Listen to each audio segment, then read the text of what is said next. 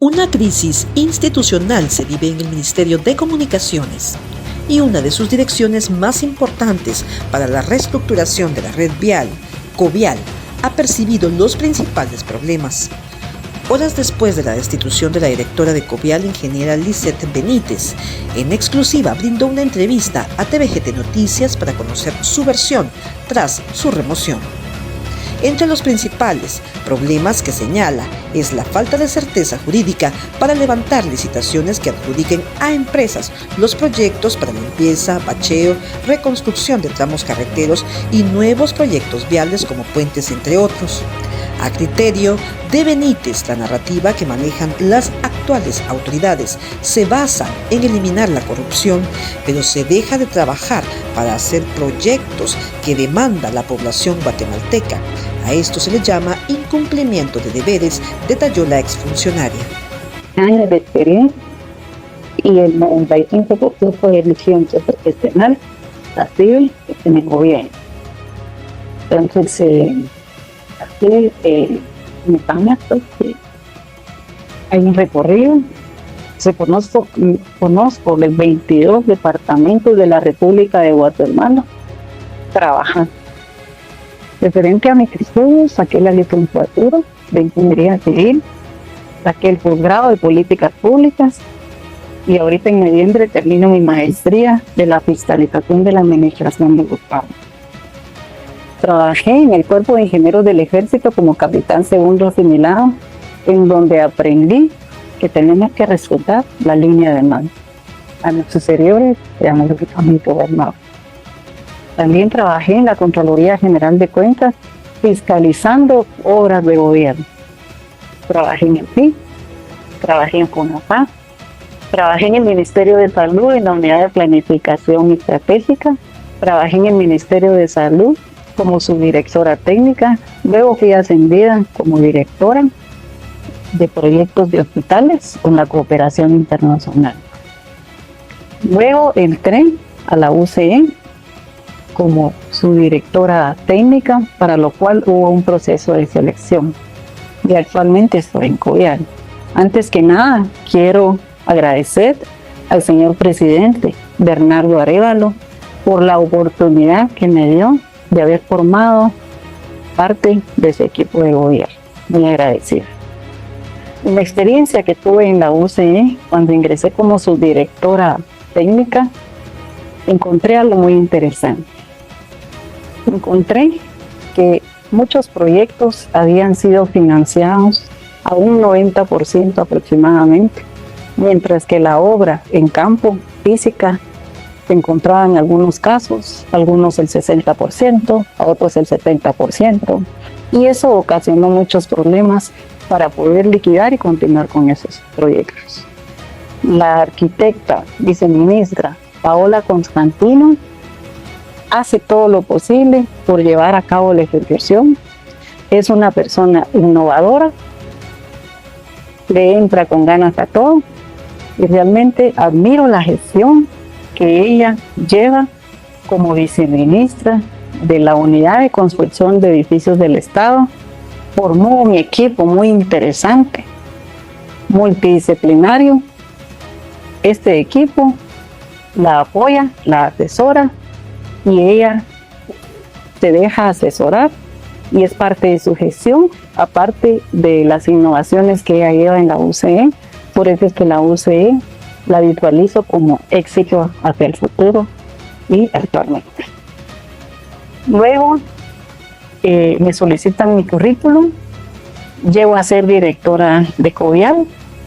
Mi toma de posesión fue el 2 de agosto. ¿Qué llegué a encontrar el 2 de agosto?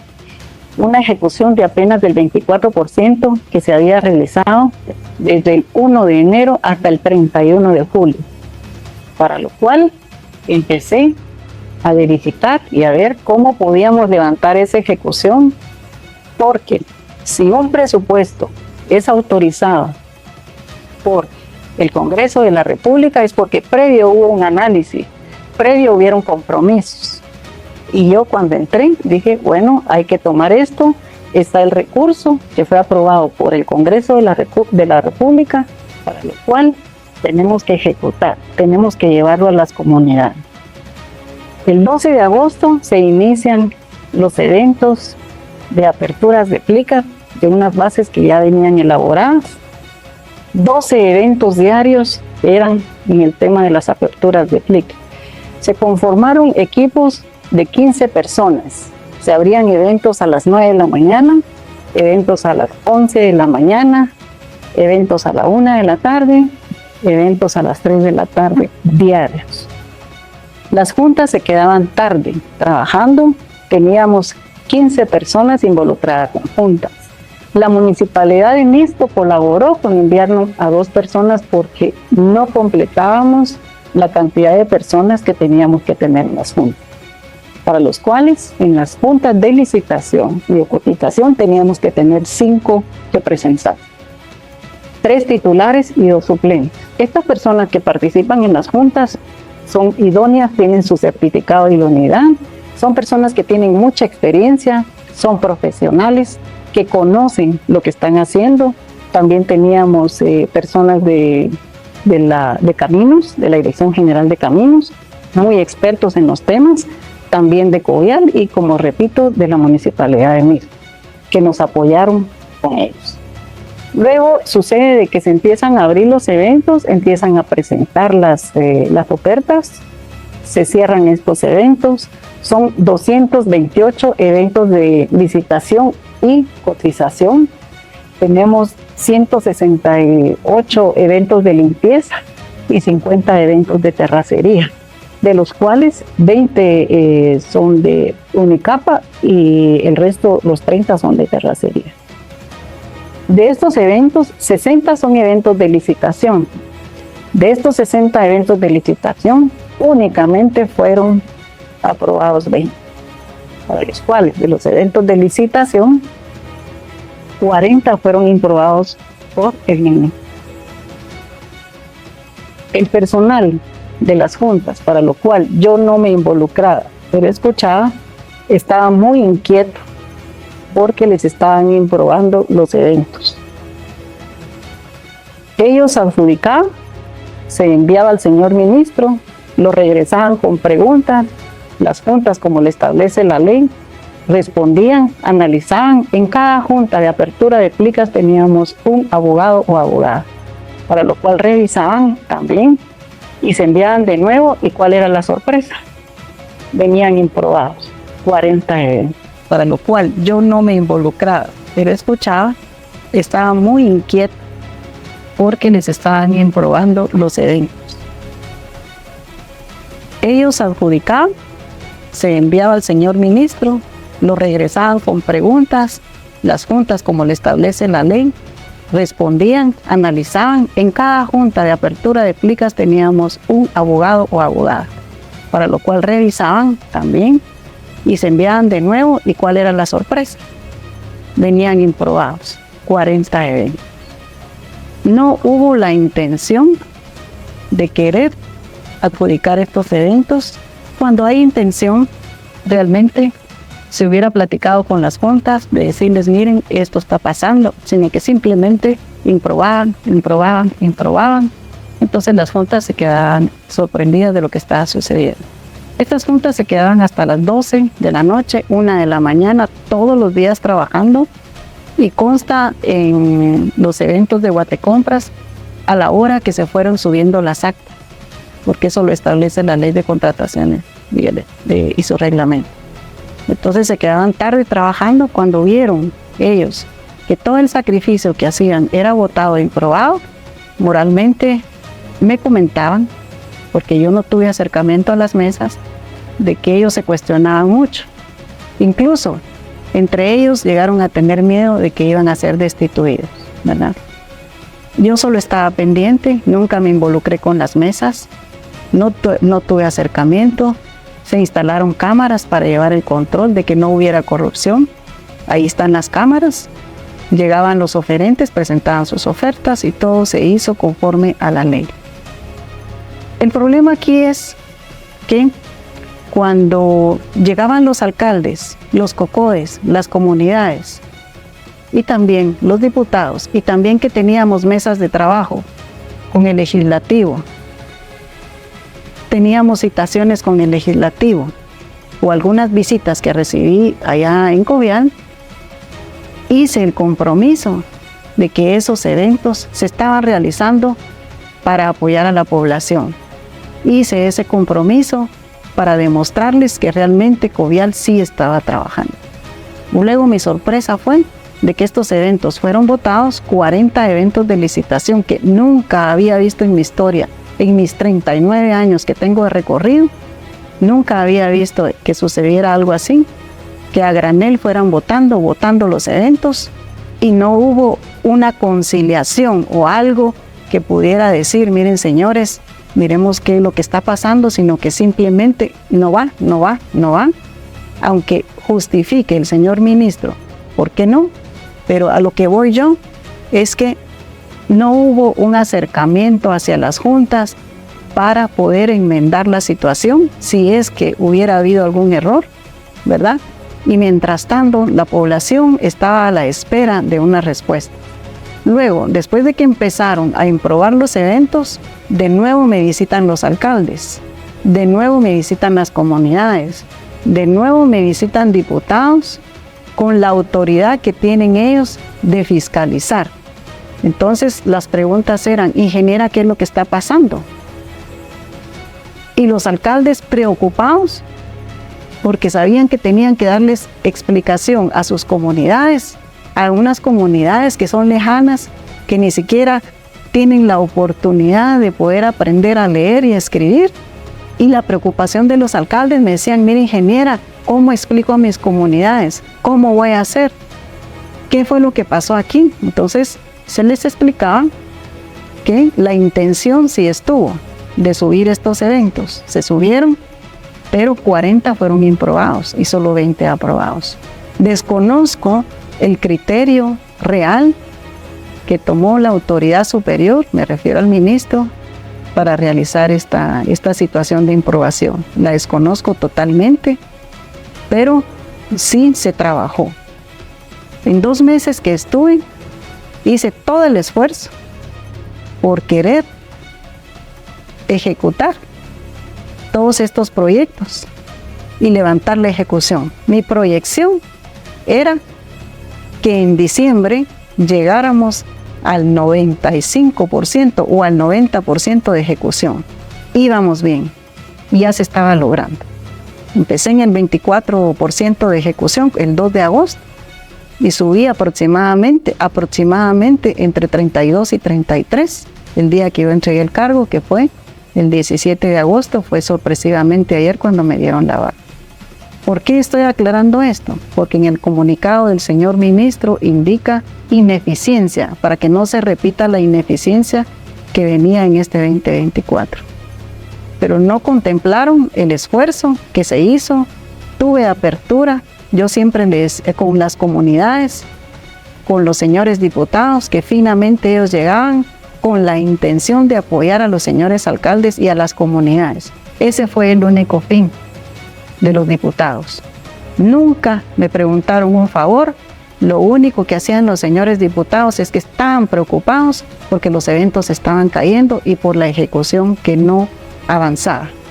Teníamos la denuncia de los decretos, luego viene el Congreso y aprueba la ampliación presupuestaria, de buena fe lo hizo. Entonces eso permitió que pudiéramos empezar a pagar los contratos que estaban establecidos en los decretos. Nosotros empezamos, hubieron cuestionamientos, que por qué empresas del gobierno pasaban, pero en ese tema no puedo yo intervenir, porque a mí lo único que me interesa es la población. Lo único que me interesa es que estos proyectos lleguen a las comunidades más lejanas. Esa era mi preocupación, de querer ejecutar y que tuvieran mantenimiento la red vial que nos correspondía a nosotros. Ese es el tema prácticamente a como estamos al día de hoy. Y otro tema que quiero agregar es que le envío un mensaje al señor presidente, doctor Bernardo Arévalo. Por favor, señor presidente, vigile más qué personal están poniendo en las instituciones de los 14 ministerios que usted dirige, porque realmente no por querer ser no corruptos se está avanzando. Por querer ser no corruptos se están parando los procesos. Estamos siguiendo la ley de contrataciones del Estado y su reglamento, y en medio me solicitan verbalmente que, no sé si conoce el señor presidente este tema, pero se estaban realizando los eventos. Luego el viceministro Alejandro verbalmente me dice: ingeniera, paremos los eventos porque tenemos que modificar las bases. ¿Y qué fue lo que se modificó? Fueron los requisitos fundamentales, como lo pide la ley de contrataciones y del Estado y su reglamento, perdón. Las bases tenían sus requisitos fundamentales. Ahora pregunto, señor presidente, viceministro, ministro, ¿por qué no esperaron a que se terminaran estos eventos de licitación y o cotización? Y después en los próximos sí podíamos modificar esas bases. Yo trabajé en el ejército, fui capitán segundo asimilado y a mí me enseñaron a seguir instrucciones. Mi línea de mando era el viceministro y el ministro. Y si yo no cumplía, sabía que inmediatamente al día siguiente me iban a destituir. Entonces yo sí cumplí las instrucciones que me daban en modificar las bases, pero el cuestionamiento está, se dieron cuenta de cómo perjudicaron a la población, se dieron cuenta en los tiempos en que se corrieron estos eventos y la población allá en el campo, en el interior, en las rutas más lejanas, en donde hay subdesarrollo, más que aquí en la capital. Se dieron cuenta de todo el atraso que se hizo. Después vinieron los cuestionamientos hacia mi persona. Hubo una entrevista, hubo una citación de un partido político en que me dijo: mire, ingeniera, porque ¿quiénes cambiaron las bases? Todavía tuve la intención de querer proteger al viceministro y al ministro, diciendo, de buena fe, lo hicimos en equipo. Ingeniera, me vuelven a preguntar, ¿quién le ordenó modificar las bases? Entonces le dije, lo hicimos en equipo. Luego de último, el diputado me dice: ingeniera, está bajo juramento. Ya no pude defender al viceministro y ministro. Ya no pude hacerlo. Tuve que decir que recibí instrucciones de cambiar esas bases. Es parte del atraso que hay. El viceministro administrativo financiero Zapata, él tenía una preocupación de que se ejecutara el presupuesto. Nos había puesto fechas, nos había puesto metas para los cuales nosotros corríamos y tratamos de cumplir a tiempo. Esa era su intención con el viceministro Zapata. Era una logística muy interesante, porque entonces así él sabía que cumplíamos con los tiempos que exigía la ley, que exigía el Ministerio de Finanzas. Y él sí estaba atrás de todos nosotros, de todas las unidades ejecutoras, para que cumpliéramos con los tiempos que establece la ley. Con el viceministro Zapata, pues llevó a cabo una gestión de preocupación para que hubiera ejecución. Menciona que a ustedes pusieron como, digamos, para que le apoyaran la parte, digamos, técnica que usted realizaba al señor Juan Diego. ¿Quién es Juan Diego? ¿Cómo se encuentra con usted? Usted menciona que entonces tiene un bachillerato y no llenaba los requisitos para estar en el puesto a su lado. Sí, desde el primer día en que fue mi toma de posesión, sí se me indicó que él iba a ser el asesor en representación del viceministro para Covial y que yo tenía que tener ese enlace. Él iba a ser el enlace entre el viceministro Alejandro y la suscrita. Él empezó a llegar a la dirección, a Covial, empezó a llegar y ya giraba instrucciones, yo las desconocía. De último, mis subalternos me iban informando, me decía: Juan Diego vino a pedir esto, vino a pedir el otro. No es posible que cuando yo entro, un bachiller es la persona que me va a asesorar. Supuestamente era el asesor del viceministro que me va a guiar. Sabiendo de mi trayectoria en las diferentes entidades de gobierno, una persona que es bachiller viene conmigo a darme instrucciones, a girarme instrucciones. No es posible. Este es parte del fracaso que se está dando en muchas entidades de gobierno. ¿Por qué están poniendo personas que no tienen experiencia? Yo pasé varios currículum para agilizar la contratación del personal que yo tengo a mi cargo, porque había una lista de personas que hacían falta. Entonces yo tenía que completar el equipo, era urgente. Mire, para contratar un profesional, pasaba 5 currículum, no me aceptaban. Pasaba 8, me aceptaban 1. Y yo preguntaba por qué. Es que trabajó aquí, trabajó allá. Entonces, ¿qué vamos a hacer? Si el potencial técnico de las instituciones tiene que ser personas que ya traen recorrido de gobierno. ¿Por qué? Porque la cosa pública es compleja. La administración financiera es compleja. La administración técnica es compleja. Si tratamos de seguir las leyes, es compleja. Pero si usted tiene experiencia en la cosa pública, camina bien. Hay que formar equipos, señor presidente, de personas que traen experiencia. Pero por querer llevárselas de la no corrupción, que porque esta persona trabajó en una municipalidad, trabajó en municipalidades, porque trabajó en el Congreso, entonces se le quita y no me lo aceptan. Entonces uno empieza a capitalizar personas que no traen mayor experiencia, que porque tal vez solo trabajaron en una institución. Para llegar a tener esos puestos hay que tener un recorrido en el cual uno ha aprendido en la práctica, y lo teórico uno lo trae a la universidad, más otros estudios que uno ha llevado también, ¿verdad? Entonces, el hecho de haber trabajado en la Contraloría General de Cuentas me dejó una visión amplia de las cosas que hay que hacer y las que no hay que hacer. No están hablando con cualquier persona. No están hablando con una persona que apenas se graduó hace 2 años de la universidad, que quizás solo estuvo en una institución, que porque estuvo de supervisora y de repente llega a administrar un puesto. Eso es delicado, señor presidente.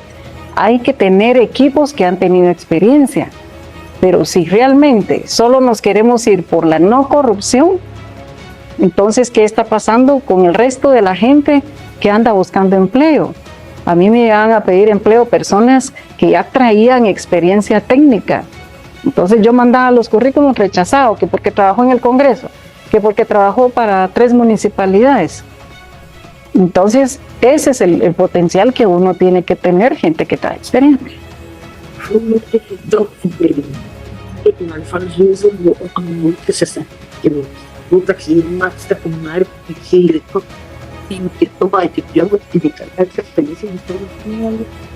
Sí, en el aparato estatal hay mucho personal así, ¿verdad? Que por amistad, ¿verdad? Pero realmente no tiene que ser así. Es decir, si uno aprecia a una persona, pues está bien. Pero solo por ayudar a una persona, traen abajo el sector público. Hay personas, por ejemplo, en salud, me di cuenta que tienen más de 30 años de estar ahí. Suplican, piden. Ministerio de Educación también con los educandos. Personas que ya tienen años de estar ahí y ya traen la experiencia. Yo también trabajé en el Ministerio de Educación. Fui subdirectora de infraestructura en el Ministerio de Educación también. Entonces, el recorrido que traigo no es que yo me lo aprendí hace 2 años, no. Este es un potencial para ayudar al país. Ese es el mensaje que quiero dar. En el tema de este señor Juan Diego, pues me asombró. El primer día yo pensé que tenía otro expertise, porque me lo habían puesto como asesor. No sé por qué razón, ¿verdad? Pero no, los asesores tienen que ser de alto calibre, con experiencia. Entonces, eso se encuentra uno en las diferentes entidades de verdad. Sí, es parte del atraso también que hubo, que no le entienden. No le entienden muchas personas. En el legislativo sí lo comprenden, porque da explicaciones y lo sacaron y de noche y todo, ¿verdad? Entonces, es un problema que suscitó de pasar con mucha razón, ¿verdad?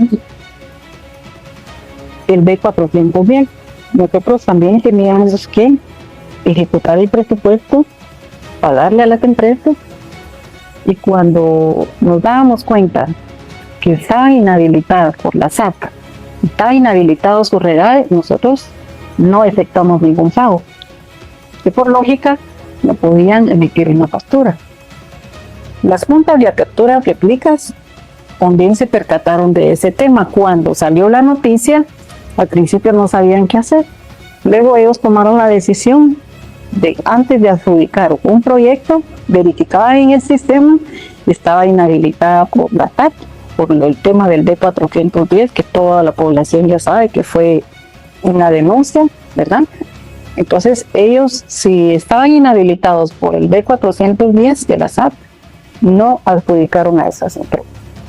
Ahora en el tema de las empresas, que si trabajaron en el gobierno de Jimmy Morales, que si trabajaron en el gobierno de Yamatei, de algún mecanismo ellos ganaron esos proyectos. Por algún mecanismo me refiero a que ya fueron, me imagino, ya auditados por la Contraloría General de Cuentas, y ellos son los que ven si hay incongruencias o no hay incongruencias en esas aperturas de plica. Lo mismo es para Covial.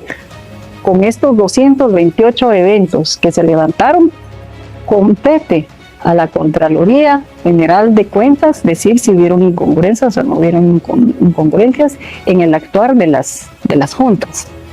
Entonces, yo no puedo ser selectiva en decir a esta empresa sí le pago o a esta no. Hasta no ser juzgado y vencido, yo no puedo decir esta empresa no le podemos pagar. ¿Por qué? Porque son problemas que uno ya encontró, o no problemas, pero uno ya encontró eso en el sistema, y lo único que queda es pagar para que los proyectos sean reactivados. Porque si no lo hacemos, porque yo sospecho que una empresa tuvo corrupción, solo por sospecha no me puedo ir yo. Es ilógico. Yo me tengo que ir en base al fundamento legal. Y si el fundamento legal, la denuncia en concreto, llega hasta ser vencido, definitivamente yo no puedo seguir trabajando con esa empresa. La lógica es, por ejemplo, el D410. Detectaron, inhabilitaron, ahí sí estamos bien. No se puede trabajar con esa empresa. Pero que me vengan a mí a decir, esa empresa constructora es de Yamatei. Señor, deme los papeles. ¿Dónde está la denuncia? ¿Dónde lo inhabilitaron? A mí lo único que me interesa, después de haber recorrido los 22 departamentos de la República de Guatemala trabajando, es que las comunidades tengan los resultados. La preocupación de los señores alcaldes es inminente y tienen toda la razón. Ellos están representando a sus comunidades, las comunidades les solicitan a ellos, les piden, les exigen por ser sus alcaldes, ellos acuden al legislativo, el legislativo los apoya, el legislativo viene con nosotros también. ¿Y nosotros qué respuesta estamos dando? Yo no le puedo decir a uno de una comunidad, mire, esa empresa pertenece a tal gobierno. No me consta. La misma población ahora está muy actualizada en las redes sociales y ahora la población comprende más que lo que está sucediendo. Entonces, no me puedo dejar guiar, a menos de que me venga una denuncia en definitiva, concluida. Ahí sí, tengo que decir, mire señor, no lo puedo pagar. Incluso documentos vienen de juzgados y aún así, hasta no estar inhabilitada una empresa, no se puede hacer nada. Por mucho que digan que es de este gobierno, que es del otro, yo no tengo las pruebas, a mí no me constan. Por eso es que yo, cuando tomo posesión de un cargo, lo que hicieron las autoridades anteriores compete exclusivamente al ente fiscalizador, que es la Contraloría General de Cuentas. Y acorde a los dictámenes que tiene la Contraloría General de Cuentas, así es como nosotros los funcionarios tenemos que actuar, en definitiva. Así es como tenemos que ir. Sí, ya se habían iniciado los eventos de aperturas de plica. Nosotros íbamos contra el tiempo. Eso yo lo sé. Claramente hay que ejecutar. Las comunidades necesitan sus proyectos. Yo he sido usuaria de la red vial. Antes de llegar ahí yo también me he quejado. He sido usuaria. Entonces uno comprende la necesidad que hay de ejecutar lo más pronto posible. Recuérdense que la ley de contrataciones del Estado y su reglamento tiene sus tiempos para tener proyectos en Guatecompras. ¿Qué es lo que hay que hacer antes? ¿Qué es lo que hay que hacer después? Simplemente me dieron la instrucción al medio camino de los eventos de licitación. Mira, ingeniera, vamos a modificar las bases. ¿Por qué? Porque queremos recambiar los requisitos fundamentales, algo soñador, por la no corrupción, pero también el incumplimiento de deberes es parte de la corrupción. El no cumplirle a las comunidades, eso es parte de la corrupción. Lo único que me quedaba a mí era seguir instrucciones. Se tuvieron que parar los eventos. Esto ocasionó un atraso fatal. ¿Por qué? Porque hubo que modificar las bases para eliminar ciertos requisitos fundamentales. Y si es que se quiere decir que es para minimizarle a las empresas para que participen más, se tenía que haber hecho en los próximos eventos.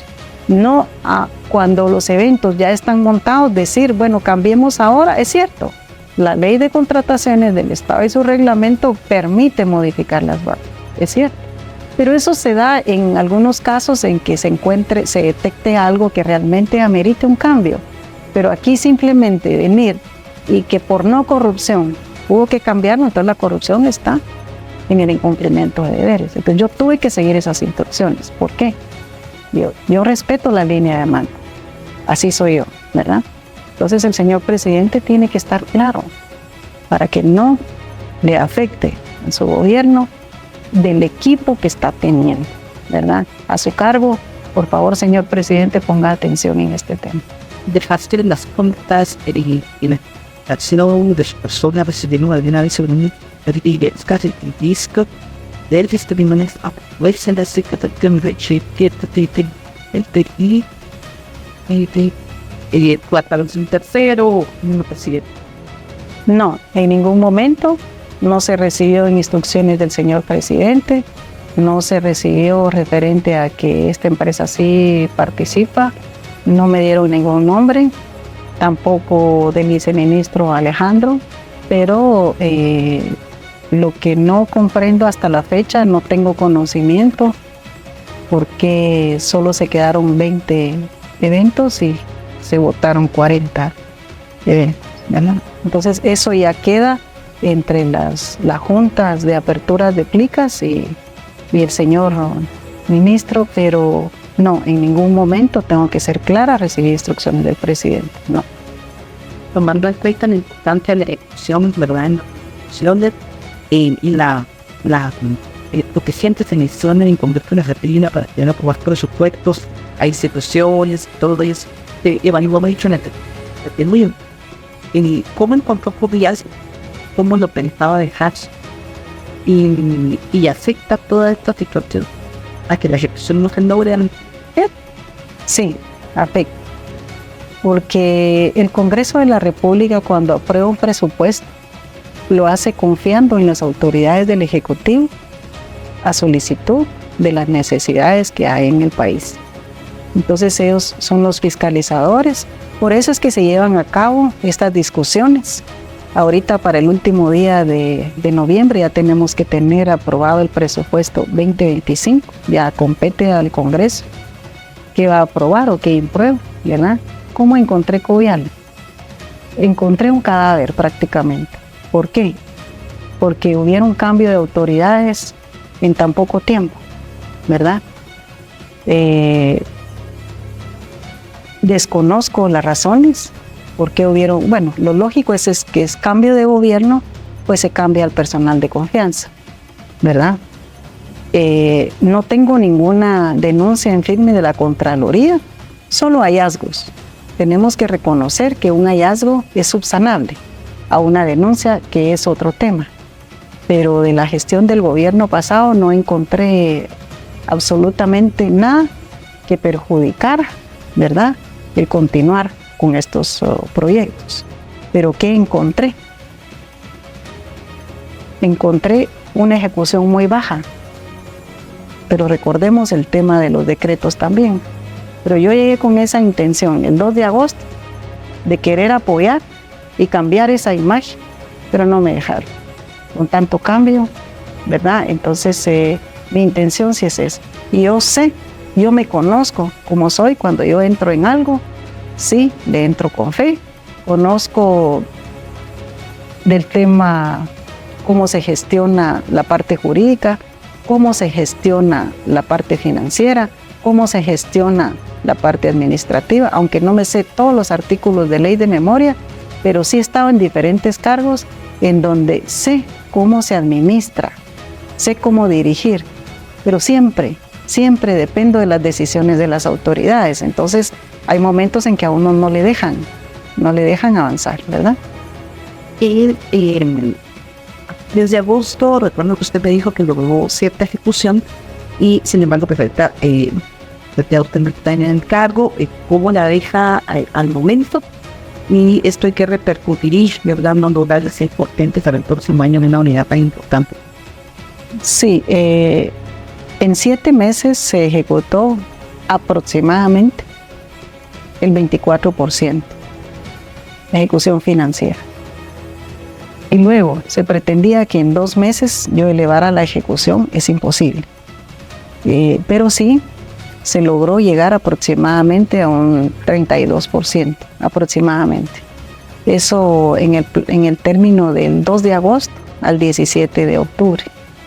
Pero ya teníamos consolidada toda la información financiera, solicitudes de cuota, para poder elevar a finales de este mes de octubre la ejecución financiera. Noviembre iba a subir y mi proyección era llegar aproximadamente al 95% en el mes de diciembre. Más no se podía, ¿verdad? Hasta ahí era la meta que nosotros teníamos en proyección financiera. Y doctora, para finalizar, ¿cuál es el mensaje que usted deja, digamos, que en discurso de la corrupción no sea un impasse para no avanzar en los proyectos? Y finalmente es falta de certeza jurídica. Entonces lo que está pasando en estas situaciones como esta, por ejemplo, se levantan acciones ya para empezar proyectos, luego ya no, que se ve aparentemente es un desorden. ¿Cómo lo catalogaría usted? ¿Qué mensaje?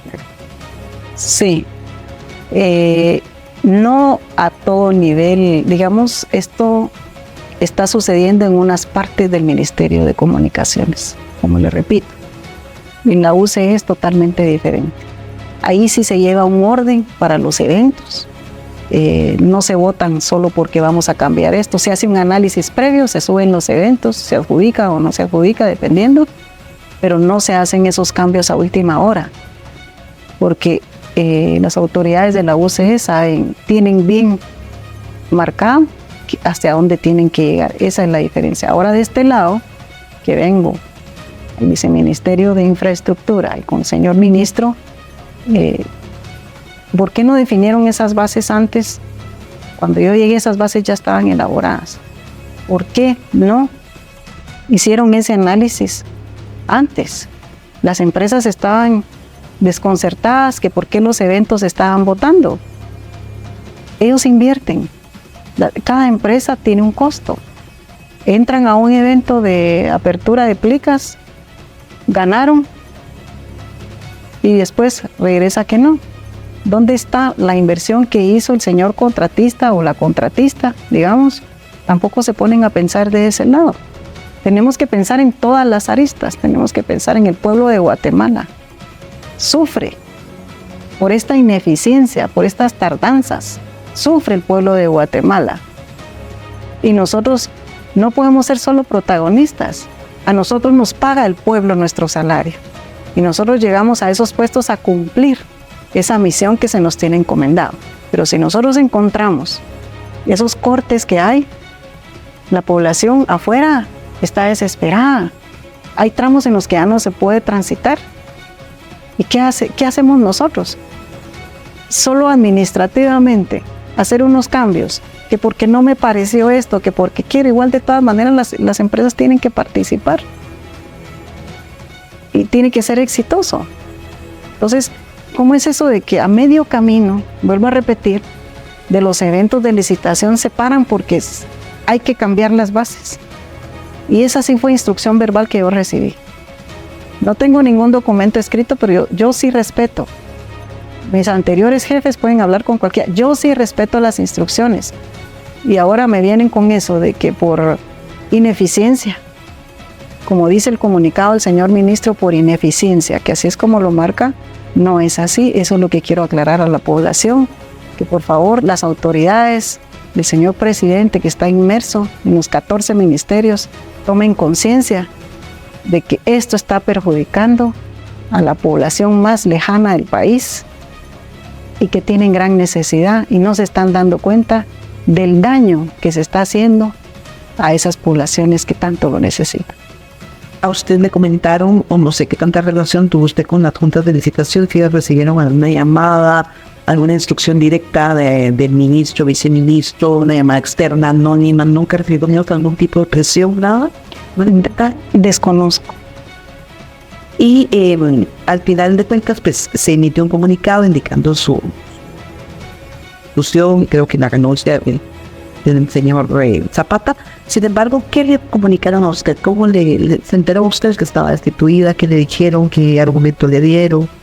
¿Cómo fue? No, fue ayer al mediodía. Yo estaba dentro de mi oficina cuando me llegaron a tocar la puerta, ¿verdad? Que llegaban con la destitución.